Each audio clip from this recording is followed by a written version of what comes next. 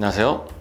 리스펙 성형외과 고원장입니다. 오늘은 인중 축소에 대한 얘기를 좀 해보고자 합니다. 인중은 우리 몸에서 제가 여러 번 반복해서 말씀드렸듯 인중이란 얼굴에서 기능적으로는 거의 퇴화된 미용적인 형태만이 남은 신체 구조 중에 하나입니다. 실제 이제 동물들은 인중이 수분을 축축하게 적셔 놓은 상태로 냄새를 확인하는 물질이 지나가는 중요한 기능적 역할을 하게 되는데, 사람에게 있어서는 이런 인중의 기능적 역할은 사실 많이 퇴화된 상태죠. 하지만 이제 인중의 길이나 모양이 외관적으로 혹은 미용적으로 보여지는 이미지의 변화를 결정하는 중요한 중안면부의 요소가 되기 때문에 최근 들어서는 이 인중의 길이나 모양, 각도 등에 대해서 관심이 많고 수술적 문의가 많은 편입니다. 실제 인중의 길이가 남들보다 조금 이제 길어서 이런 것들을 줄이고자 하는 방법을 찾으시는 분들이 특별한 방법을 못 찾다가 이제 최근에는 여러 가지 방법들의 수술들이 보여지면서 거기에 맞는 수술을 시도하시는 분들이 많이 계십니다. 그럼 이제 이런 인중을 줄이는 방법, 오늘은 모양, 형태, 각도, 길이 등등의 인중의 미적 변화 중에서 길이 변화에 대해서 조금 말씀을 드려보자 합니다. 사실 인중의 가장 큰 이미지 변화는 길이를 변화를 시킴으로써 얻을 수 있는 부분이 가장 크긴 합니다. 인중의 길이를 줄이는 방법은